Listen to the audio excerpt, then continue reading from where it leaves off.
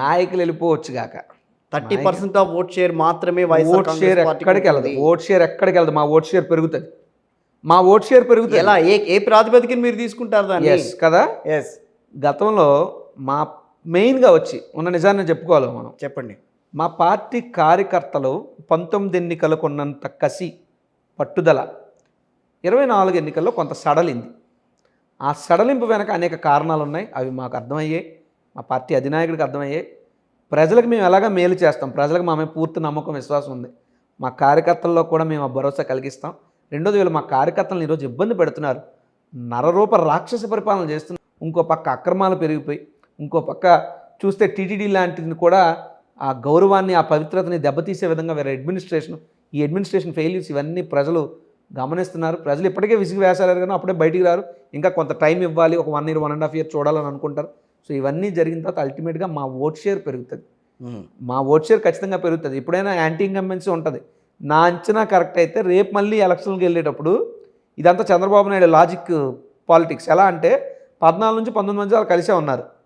కానీ 16, 17, 18 ఆ ప్రాంతం వచ్చేటప్పటికి కొంచెం ఏదో వ్యతిరేకమైనట్టు చంద్రబాబు నాయుడు మీద ఉన్న యాంటీ ఇన్కంబెన్సీని చేల్చడానికి వేరేగా పవన్ కళ్యాణ్ పోటీ చేశాడు.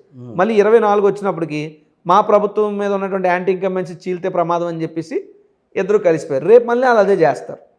సో వాళ్ళ కుట్ర కుతంత్ర రాజకీయాలు ప్రజలకు కూడా అర్థమవుతాయి. ఇంకా ఏముంది, కూటమి ప్రభుత్వానికి ముందుంది ముసళ్ళ పండుగ. వాళ్ళు చెప్పినటువంటి హామీల్లో ఏది నెరవేర్చలేదు. నిరుద్యోగులకు భృతి ఇస్తానండి, ఈ రోజుకి ఏ భృతి లేదు. భృతికి వడ్డీ కూడా వేసిస్తామని చెప్పి ఇప్పుడు తెలుగుదేశం పార్టీ నాయకులు అంటున్నారు. ఎక్కడా చేసింది లేదు.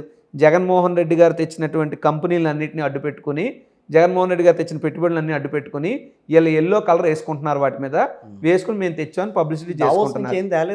ఏమీ తేలేదు. ఏం తెచ్చాడు? నిన్న కాగ్ రిపోర్ట్ ఒకటి వచ్చింది. కాగ్ రిపోర్ట్ కూడా చాలా వ్యతిరేకంగా వచ్చింది పార్టీకి అని చెప్పని అంటున్నారు. 100% నిజమే. వీటిల్లో దావోస్ ట్రిప్ అనేది ఇట్స్ అన్ అటర్ ఫెయిల్యూర్. లేకపోతే దావోస్కి వెళ్ళి ఆంధ్రప్రదేశ్ రాష్ట్ర రాజకీయాల్లో లోకేష్ ముఖ్యమంత్రి అవ్వాలని మాటలు ఏంటండి అవి?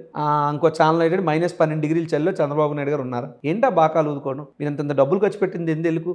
తర్వాత మేము అధికారంలో ఉన్నప్పుడు దావోస్ వెళ్ళిన దాని గురించి మాట్లాడితే ఇదే పవన్ కళ్యాణ్ గారు నానా మాటలు మాట్లాడారు. మరి ఈ రోజు ఎందుకు పంపించాడు? ఆయన ఎందుకు వెళ్ళలేదు మర్చిపోయాను. పవన్ కళ్యాణ్ చంద్రబాబు నాయుడు గారిని అడగాలి. మీకు ఇందాక నేను చెప్పాను గుర్తుందా, సైడ్ యాక్టర్ అని. నేను మొన్న మీలాగనే టీడీపీకి సంబంధించిన వాళ్ళు వస్తే అడిగా, ఆయన ఎందుకు వెళ్ళలేదంటే ఆయనకి సంబంధం లేదు కదా అని అన్నారు. ఆయనకి ఏ సంబంధం ఉండదండి. చంద్రబాబు నాయుడుకి నచ్చితే సంబంధం ఉంటుంది, నచ్చకపోతే సంబంధం ఉండదు. ఎందుకంటే ఇక్కడ head of the government Chandrababu నాయుడే ఉన్నాడు. ఆయన కొడుకుని తీసుకెళ్తాడు తప్ప పవన్ కళ్యాణ్ ఎందుకు తీసుకెళ్తాడు? సో పవన్ కళ్యాణ్ వెళ్ళిపోను ఆ కూటమి కదా, ఆల్నొకరు తీసుకెళ్తే సరే. తర్వాత 4 ఏళ్ళ పిక్చర్ ఏం కనిపిస్తుంది కొండారాజు గారి కంటే? ఏం చెప్తారు? ప్రజా పోరాటాలే, ప్రజల కోసం పోరాటం చేయటం జరుగుతుందా? జరగాలి సార్. వ్యవస్థ దీన్ని ఎవరు మార్చలేరు కదా. ప్రజలు ఇబ్బంది పడినప్పుడు పోరాటం చేయాలి. మన పోరాటం కోసం ప్రజలను ఇబ్బంది పెట్టడం కాదు కదా. ప్రజలకి సమస్య వచ్చినప్పుడు, ప్రజలకు ఇబ్బందులు కలిగినప్పుడు మేము ముందుంటాం. ఉదాహరణకు మనం విద్యుత్ ఛార్జీలు పెరిగాయి అన్నప్పుడు మేమంతా కలిసికట్టుగా భారీ ఎత్తున ధర్నాలు చేసాం విశాఖపట్నంలో. అదే ఫీజు పోర్ ఉంటుంది, ఫీజు పోర్ చేస్తాం. సో ప్రజలకు ఏది అవసరమో వీళ్ళు ఇచ్చినటువంటి ప్రతి హామీని అమలు చేయమని డిమాండ్ చేస్తాం, ప్రశ్నిస్తాం, ప్రతిఘటిస్తాం, ఉద్యమిస్తాం. ప్రతిపక్ష పార్టీగా మా బాధ్యత అది. మళ్ళీ పోరుబాట పట్టాల్సిన సమయం 100%. అంటే 2014 నుంచి 19 వరకు ఎటువంటి సిచ్యువేషన్స్ వైఎస్ఆర్ అంతకన్నా ఎక్కువ ఉంటాయి. అంతకంటే ఎక్కువ రావాలి వస్తున్నాయి భయంకరంగా కదా. ఎలా మనగలుగుతుందని అనుకుంటున్నారో పార్టీ, మరి చూడాలి అది కూడా. సార్ ఇవి రాజకీయాలు కామన్ సార్. రాజకీయ పార్టీ రాజకీయమే చేస్తారు. అప్పుడంటే పార్టీలో షర్మిల ఉండేది. తర్వాత సుబ్బారెడ్డి గారు ఎట్లాగో షర్మిల గారిని పాదయాత్ర చేయించారు ఈయన జైల్లో పెట్టినప్పుడు. ఆ తర్వాత పార్టీని ఏదో రకంగా, కార్యకర్తలను ఏదో రకంగా ఆకర్షిస్తూనే ఏదో రకంగా చేసుకుంటూ వచ్చారు. ఆ ముందు అని నేను చెప్పేది ఇది ముందు అదంతా.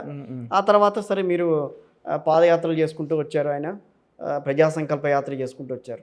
మరి ఇప్పుడు ఈ రోజున ఏ యాత్రలు చేస్తే మళ్ళీ వైఎస్ జగన్మోహన్ రెడ్డి అధికారం తీసుకుంటాడనేది అది మిలియన్ ప్రశ్న. అది నో భవిష్యత్తు కార్యాచరణ అనేటువంటిది అధినాయకుడు నిర్ణయిస్తాడు. ఎస్. సరే, ఒకరున్నప్పుడు ఒకటి జరుగుతూ ఉందంటే ఎవరున్నా లేకపోయినా నడుస్తూ ఉంటుంది కుటుంబం అనేటువంటిది. రాజకీయ వైరాలు వేరు, వ్యక్తిగత ఆలోచనలు వేరు. రైట్. మా పార్టీకి జగన్మోహన్ రెడ్డి గారు మా అధినాయకుడు. ఆయన షర్మిల గారితో కలిసి పనిచేయండి, షర్మిల గారు పాదయాత్ర వెనకాల చేయండి అంటే చేసాం. విజయసాయి రెడ్డి గారిని ఇగో మీకు ఉత్తరాంధ్రకు పంపిస్తున్నాం, విజయసాయి రెడ్డి గారు వెనకాల పనిచేయండి అంటే పని చేసాం. తర్వాత ఇగో మీకు సుబ్బారెడ్డి గారిని పంపిస్తున్నాం పని చేయండి అంటే పని చేసాం. రేపు ఎవరిని పంపించినా పని చేస్తాం. అల్టిమేట్గా మేము ఎవరమైనా నడిచేది జగన్మోహన్ రెడ్డి గారి వెనకాతల ఆయన అడుగు జాడల్లో తప్పితే మాకంటూ వ్యక్తిగతమైనటువంటి అభిప్రాయాలు, ఆలోచనలు ఉండవు. నాయకుడి యొక్క మాట మా అందరికీ బాట. రైట్. అంతే సార్. ఎనీహో మళ్ళీ ఒక 6 months తర్వాత మీతో నేను కూర్చుంటా. అలాగే సార్. ఎలాంటి సిచ్యువేషన్ వస్తుందో, మీరు అనుకున్న వైఎస్ఆర్ కాంగ్రెస్ పార్టీలో ఎటువంటి ఒడిదుడుకులు లేకుండా పార్టీ ముందుకెళ్తుందో మీ మీ మాటల ద్వారానే మళ్ళీ విందామని కోరుకుంటాం. తప్పకుండా sir. Right, thank you very much. నమస్తే. Thank you. Thank you sir.